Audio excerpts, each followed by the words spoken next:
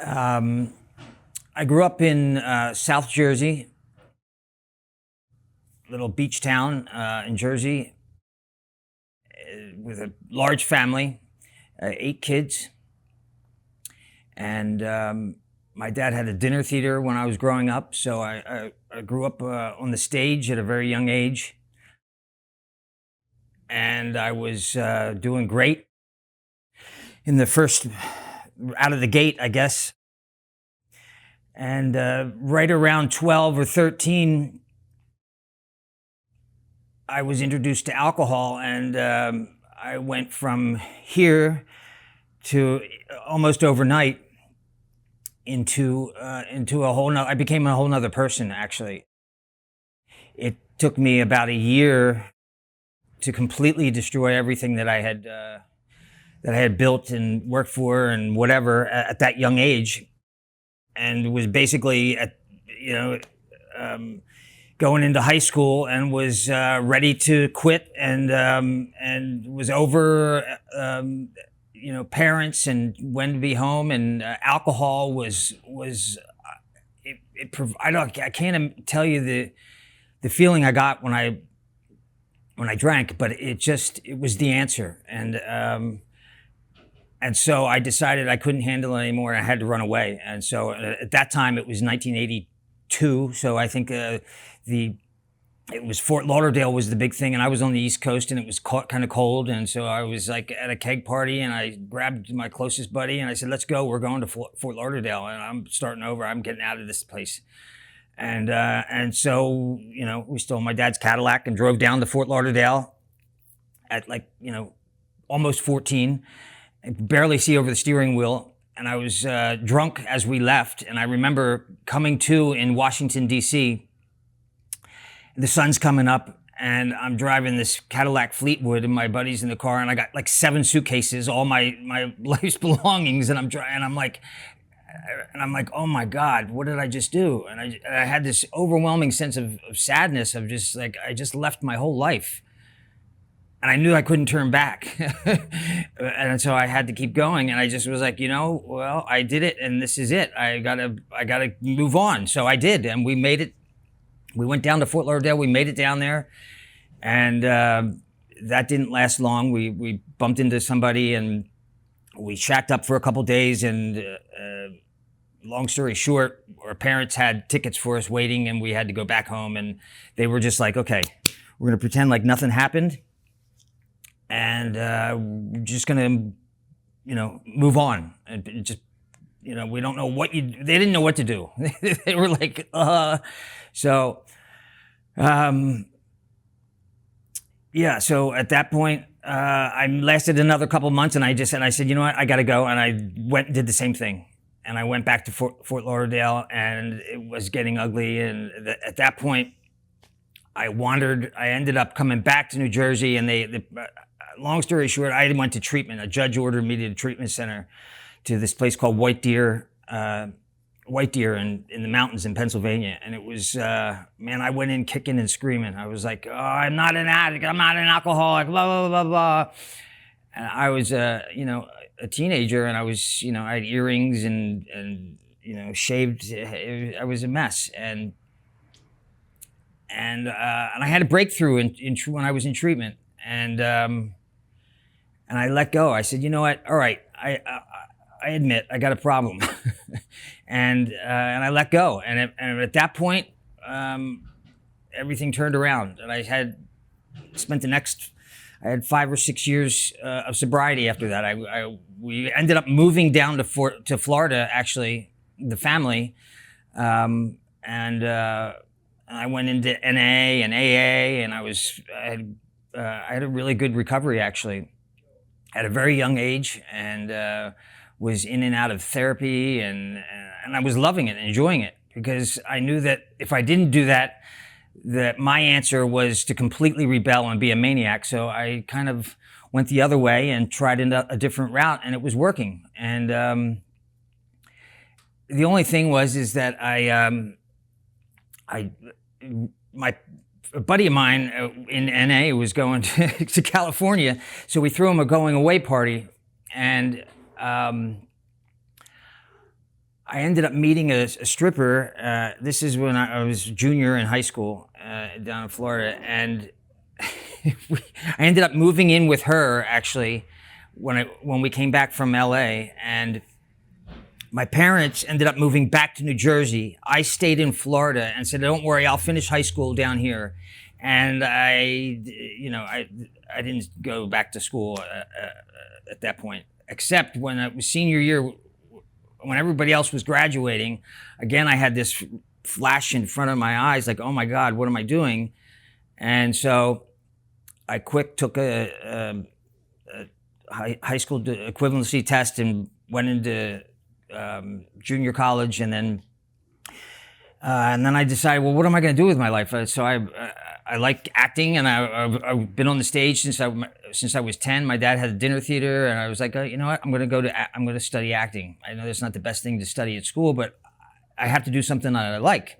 So I got a scholarship and went into this great college in Winter Park, Florida, and got my BA in theater arts. But that voice was right there. That monkey was on my back the whole time. And it was senior year and a senior week and Florida, and I was 5 years sober and just thirsty. And oh God, it took me a week. The idea of, I just remember thinking about it, and I just like savored it for every day. I was like, I'm going to do it. I'm going to do it today. No, I'm going to wait. And man, when I took that drink, it's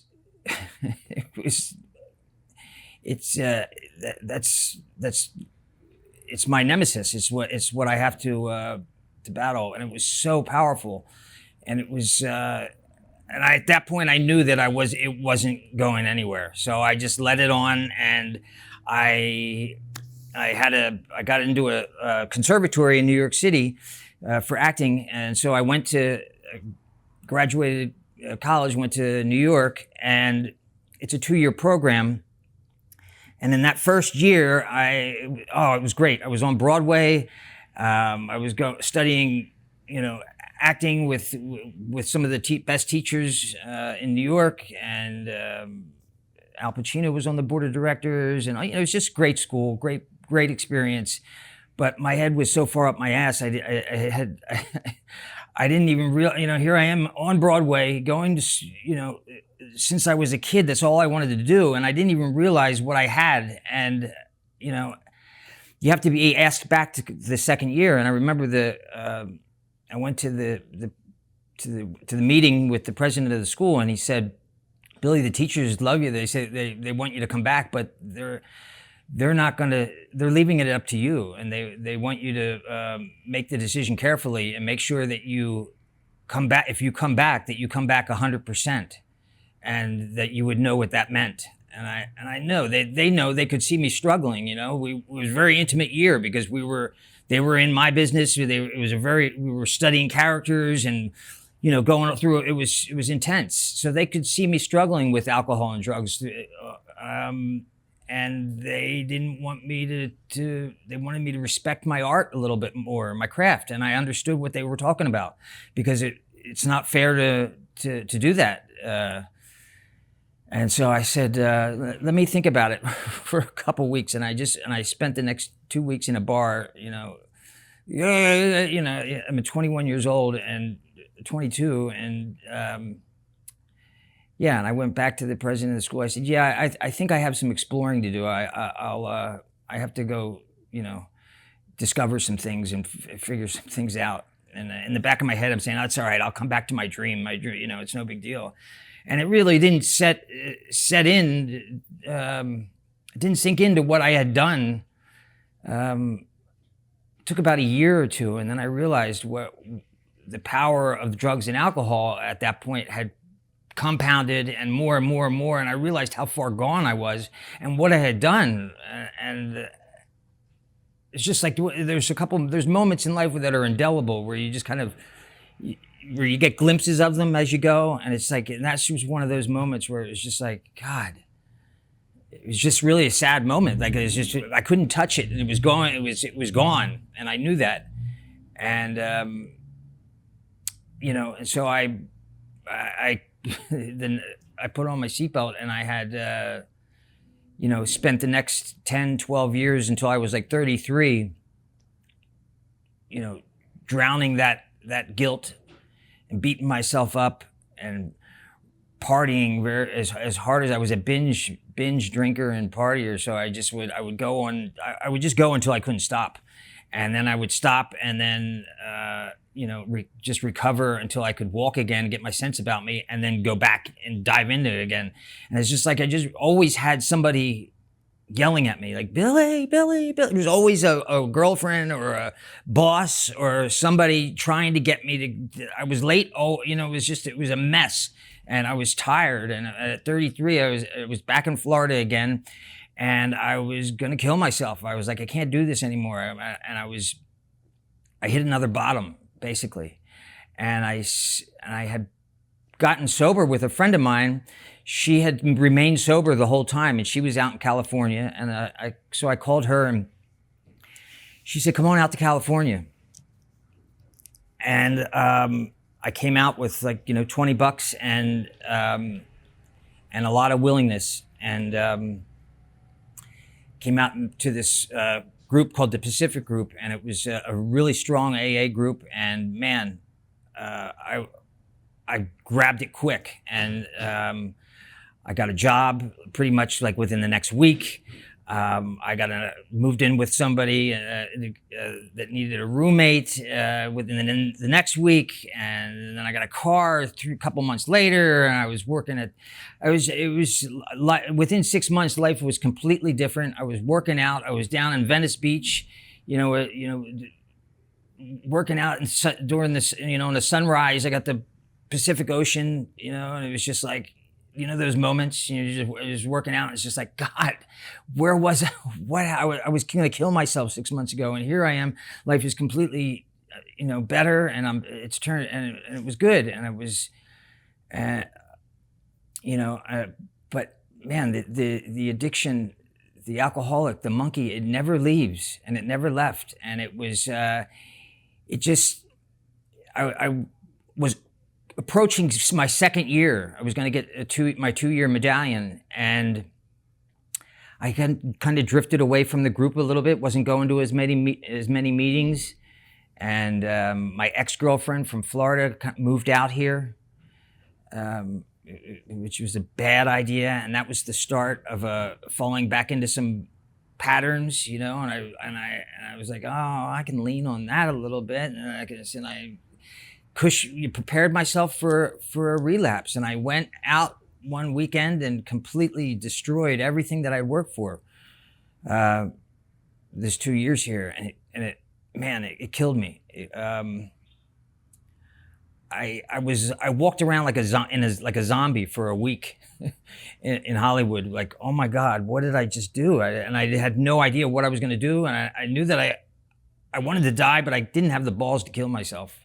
And I didn't really, deep down, I didn't really want to die. Because life's been good at sometimes, and I wanted it back. I wanted to be back on top. I wasn't willing to get sober and do the right things to do it, I guess. And the right thing, I guess, at that point would have been to have picked, just dusted off and got right back in and jumped right back in.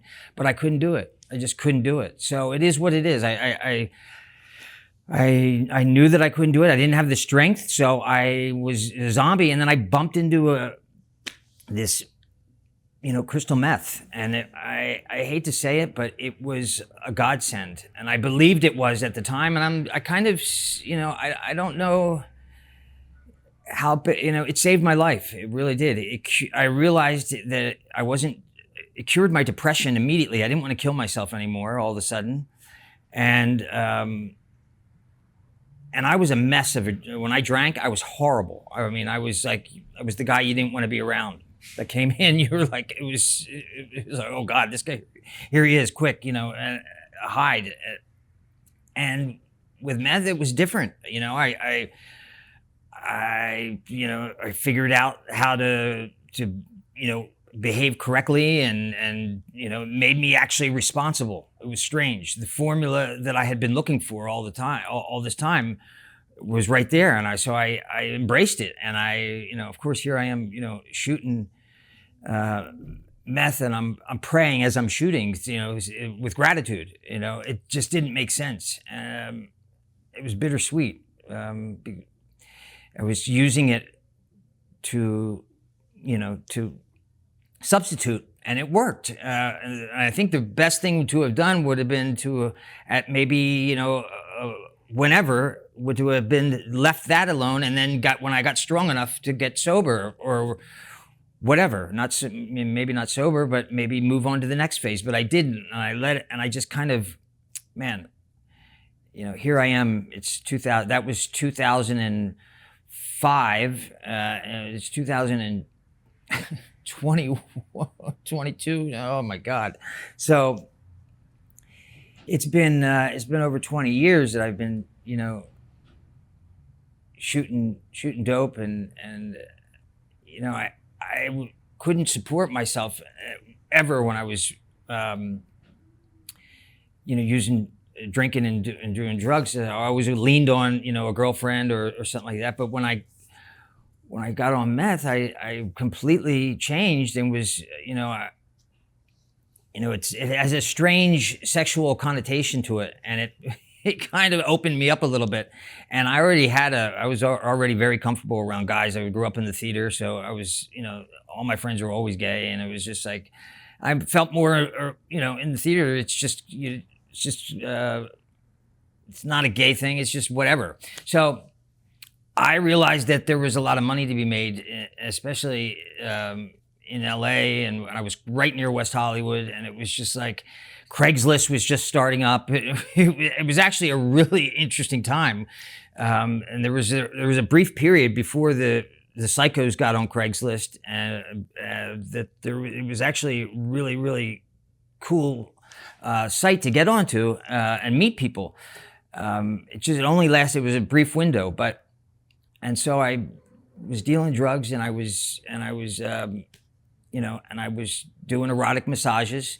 Most of my clients were men. Some of them were couples, and then there was an occasional female. And I got a call one day from this female, and she gave me her address. It was up in Laurel Canyon, and I was like, oh wow! I was so hungry for a female. I was like, I can't wait. So I went. I met this girl, and she was beautiful, and I moved in 2 weeks later, and she was not the right girl to fall in love with. I don't know what I was falling in love. I think it was her situation that I fell in love with. I don't know, but we had a very, very intense relationship for about 9 months, but it was ugly. It was really ugly. And I explored and, sides to myself and parts of sex. And it was really crazy.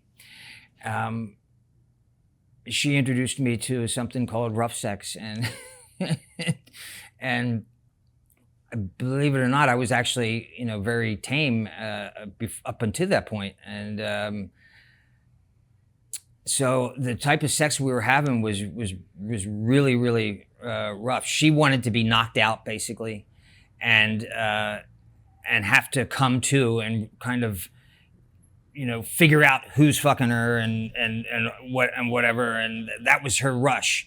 She was a beautiful blonde girl who got her way.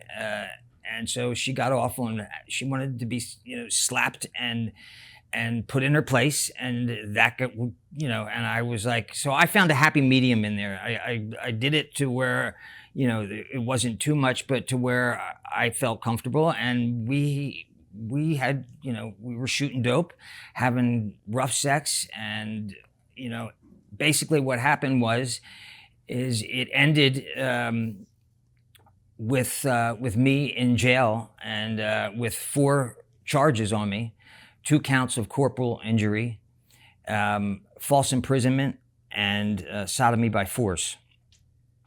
And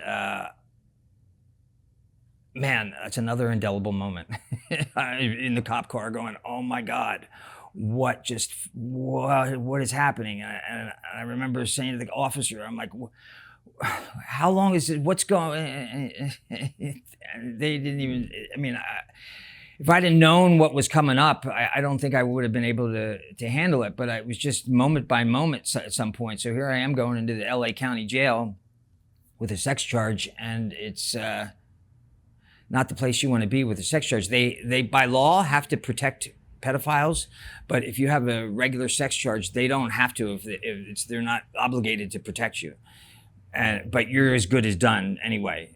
So it's like, so I was, beat up immediately when I got in, and it was like, holy shit!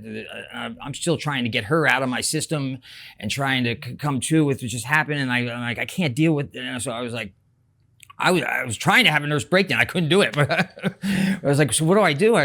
So I figured out how to get into solitary confinement for 30 days. And for a couple of weeks, I just cleansed myself and got my head right and got her out of my head, and just realized that I needed to get back out in the general population because time moved a lot faster, and it was crawling in that cell. So I was not going to have it. So I got back out in general population. I just lied. I didn't, people asked me what I was in here for. I said domestic charge, and that was it. And because it's not like prison where they know your business too much because it's so transient, so you just lie, and everybody else is lying in there anyway. They're all lying. So it's like, I was fine, but I spent 10 months in there. Because first of all, they said, well, okay, you can go to prison for 3.5 years. And I was like, 3.5 years, go to prison? I'm not going to prison. There's no, I'm not guilty, first of all, of the charges that you have on me. I said, I'll admit I'm guilty of something, but not of these charges. And so here's, if I had some money and I had an attorney, here's where our system is fucked up. If I had an attorney, I could have very easily have gotten that reduced to a correct charge, which I gladly would have, but what happened is I ended up getting a state-appointed attorney. The district attorney that was fighting my case was up for a judgeship in 3 months. So, it was all bad. My ex-girlfriend, her dad is a billionaire and a Republican. So, they put $1 million bail on me. They had 4 charges. If I was found guilty of these 4 charges, I was going away for like 20 years, and which was a death sentence. And I was like, man. So I said, well, then, you know what? We'll go to trial, because there's just no way you're going to be able to convince 12 people that's what I did. There's just no way. And so we, can postpone. And finally, we get to trial, and it was brutal, man. I was in trial for like a 2.5-week trial. And, I had to, let go. At that point, really, I found God again. And it's not like it was a jailhouse thing, because I've had God in my life always, since I was a kid. It's just, as I've grown up, it's kind of evolved into my own thing. I've personalized it a little bit more, but this was definitely another moment where I let go and truly, turned it over, because I really had no choice at that point, and so, long story short, the trial ended in a hung jury on all 4 charges, which was, I didn't know what it was. I was like, what is it? A hung jury? What is it? I didn't, it was like, I'm going through all this. Our system is really complicated when you're going through it, if you've never been through it. And I'm like, okay, so a hung jury, I know that that's actually a good thing, because it means that they didn't do what they set out to do, which was to put me away. But I didn't win, because and they refiled the case all over again. And I was like, oh my God. So I was completely wiped out. But so I had to go back 2 weeks later. At that point, I was getting advice from this old a black man he'd been through the system, and he was telling me what to do and what to look for. And he said, you know what? He said, don't worry, they're going to have a better offer for you now. He goes, they have to. They just spent all that money and it didn't work. So now they have to give you a better deal. It's just part of the game. And they did. They had a great deal, kind of. The one thing I wanted was to get out of jail. That's all I wanted. I could handle anything else that they were giving me. I just needed to get out of jail because my life was being threatened and I was dying in there. And so that was one of the options. They said get out of jail, but also you sign a plea agreement that says you're guilty, and then 5 years formal probation, a year of sex offender classes, and then register as a sex offender for the rest of your life. And my attorney's going, oh, you're not signing that. You're not signing that. And I said, the hell I'm not. I'm not going in trial with you again either, because he was working with the DA and giving her, it was a horrible situation. So I signed a plea agreement. I got out of jail. And here I am. It's 12 years. It's been about 12 years since that happened, since I got out. And man, there's time again, boom. And it's just that my drug addiction took on new, I did the 5 years formal probation almost perfectly. There was a small little hiccup, but thank God something was on my side. And then about 3 years ago, my mother died, and so I added to. I was doing fine with the crystal meth, but the mom dying was a little much for me, and so I brought on heroin to just numb out and to not feel. And you know what? It worked. It really worked. As much as it could, until, so here I am now, and I'm at a point where I've done everything that I shouldn't have done, and my life is, I can't, if I want a better life, I know that I have to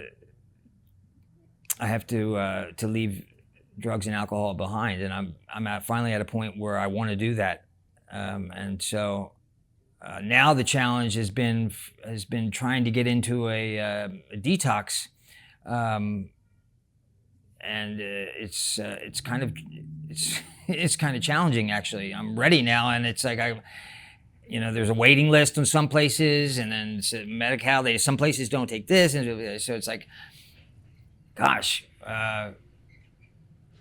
So I've been, the past couple of weeks, I've been trying to get into a detox, basically, so I hope I didn't glamorize that too much, but the main thing is that I've paid for looking back at my life. There's times when I say, God, I wish I should have done something different, but I did what I did because I believed that I didn't have a choice. So of course I regret leaving New York and leaving school, but I left because that voice, that alcoholic voice, was so loud that I didn't really believe that I had a choice. So it's kind of, that's what I was dealing with a lot of the times, and, if I had to do it over again, I'd do it differently, of course, because just for the sake of having a different experience. Because the one that I chose was really, man, I'm tired. I'm really tired. And I know that anything that's coming up is not as nearly is going to be as tough as the path that I've carved out for myself has been brutal. So sobriety is really not that hard. I mean, it is. Showing up and being responsible is one of my biggest fears. But when you really break it down, it's so much simpler and joyous and gratifying compared to a life of drugs and alcohol. I mean, I mean, I just remember when I was making that decision, I was kind of excited, like, oh wow, I've got to, I get to go out and like find myself, and it was like, oh my God, that's what a oof, horrible. That's what it is. What it is. All right, Billy, thank you so much for sharing your story. Thank you. Good luck with the detox. Yeah. Very interesting. Thank you very much. All right. Thank you. Thanks.